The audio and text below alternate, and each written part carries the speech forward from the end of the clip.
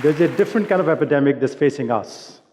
And that epidemic is called the modern lifestyle, which is responsible for all the modern lifestyle diseases or the lifestyle diseases that we are facing today, where majority of our healthcare dollars are spent.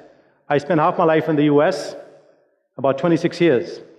About 20 plus years ago, I became an entrepreneur and started a company in healthcare technology. In the process, I got to understand the US healthcare system a little bit. If you look at the US, the cost of healthcare is going down, the quality is going, cost is going up, quality is going down. It's been doing so year after year after year. The US spends about $3.5 trillion on health. And by 2025, we're going to spend $5.5 trillion on healthcare. There are only a few countries in the world with a GDP of those numbers. Imagine $1 in $5 are being spent on healthcare. It's obscene. The only word that comes to my mind is obscene. Well, here's the kicker. Most, if not all of the healthcare systems in the world are following the same pattern. India is no exception, except you might have less scruples because of liability and legal kind of privileges we have over here. The world is spending close to $10 trillion in healthcare, going to $15 trillion. And so after running the company for 20 years, a few years ago, I started doing some soul searching. I said, what is the answer to the care of people? How do you take care of people? Because healthcare is not taking care of people. It's a disease management, or what we call a sick care system. You are sick, we either do nothing, we pump you with chemicals, or we put you under the knife. That's where we spend $3.5 trillion in the US, $10 trillion almost in the rest of the world. That can't be the way we take care of people's health and care. So what dawned upon us is that the answer to people's care is holistic well-being. Holistic well-being. Your physical well-being, your emotional well-being, your social well-being, your mental well-being, and if you're so inclined, your spiritual well-being, financial well-being, so on and so forth. So it is a multivariate equation. And I believe that the concept of well-being was invented in this part of the world. So 5 years ago, I had moved back to India because of personal reasons. And RoundGlass, the genesis of RoundGlass took place. Now, I'll give you a few numbers that I think are also going to astound you.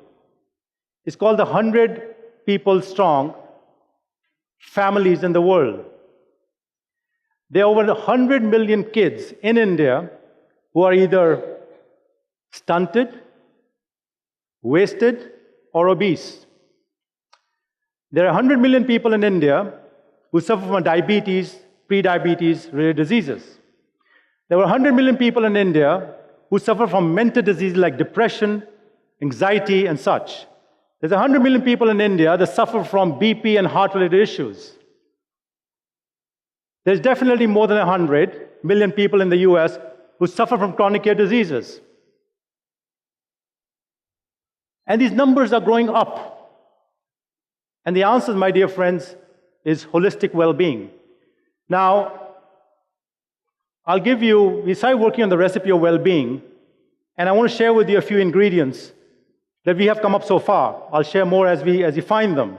Number one, do we celebrate life? We don't celebrate enough. We are not thankful enough.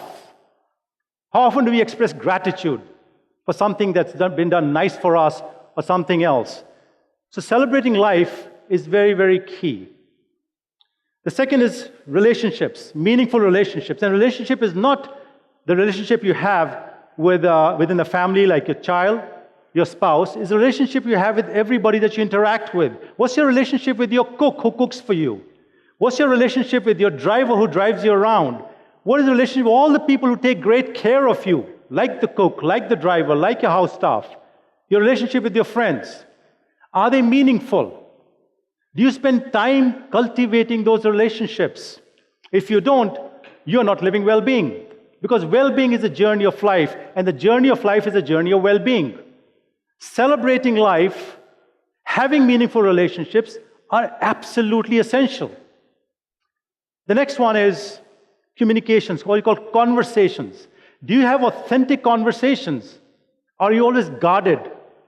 Are you scared to express yourself? Are you scared to be vulnerable? Have those conversations that are really meaningful, not superficial. When somebody hands you a card, do you just take the card and put it in your wallet? Or do you look at it? Look at the person's name. Look at the person's eyes and saying, you know what? You gave me this card. You know, this is great. And a conversation starts. And you remember the person, you remember the conversation. The fourth is, when you slow down, the life of slow. We are always in a chase of something today, something that we do not have.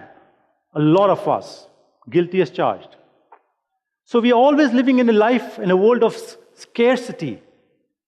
How about we slow down, live less from a materialistic perspective, and always live in abundance? So we'll be happy. We are unhappy because we are always living in scarcity. We want to get the next car because you're not happy with the current car. And guess what? After a couple of years, you'll be unhappy with that car. We want to buy the nice house. We want to buy more clothes. We want to travel more. Nothing wrong with all of that. But the fact of the matter, my dear friends, is that if we start living slow, start living in less, we'll have an abundance. And who does not love abundance? I'll share a small tool that all of you can use to create what I call your personalized well-being plan. You up for that? It's free. I won't charge you anything for it. So here's what you do. Go home after this conference tonight, whenever you want to. You shut your eyes for 5 minutes and you tell yourself, I got 48 hours to live. What would I do? Whatever comes to you is your personalized well-being plan for the moment. People start saying, I'm going to do yoga, I'm going to exercise. They make grand plans. Most of them never materialize. How about we start small with baby steps? You say, I've got 48 hours to live.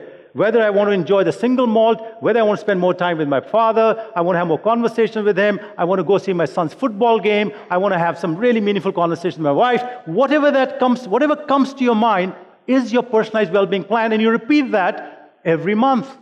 You shut your eyes for 5 minutes, I got 48 hours to live, and when you feel that you have kind of conquered that, you build some habits, you're feeling comfortable to expand yourself, guess what do? You say, now I'm going to live for a week. What comes to my mind? You do that, repeat that for a few months, and then gradually what you will see is you will develop a lifestyle. You will develop a plan that will stick with you, that will not leave you, will not be a fair weather friend, and you will cultivate a life of well-being, starting with the most important things in your life because you only had 48 hours to live. Leverage the tool. You don't need any gurus. You don't need any life coaches. You don't need any of that. The plan will come to you. And you know why? Because we are created as complete in our human being as we are today. We were born complete. We corrupted ourselves. We put facades and whatnot. My take is you have everything within you. You have intelligence within you. You have intelligence within your body. You yourself can tell yourself what is the most important things that you need physically, mentally, so and so forth. We have, Lakshmi and I talked before the event. We said, how about we set up a well-being center for all the people coming to Inc. So I'll implore you, whenever you feel like it, whenever you feel like taking a 5-minute break, you're feeling lethargic, go to the well-being center and enjoy it. I'll leave you with this. And why I'm so passionate about well-being and holistic well-being. People who lead a life of well-being,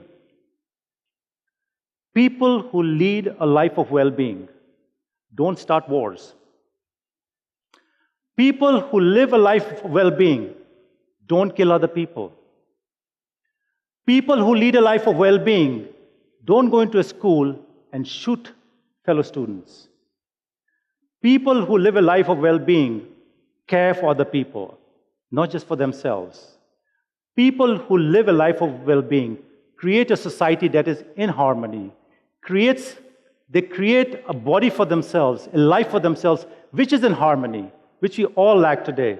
So for that very reason, guys, I hope that all of you can embark upon a life of well-being, perhaps with the 48-hour tool or whatever else floats for you.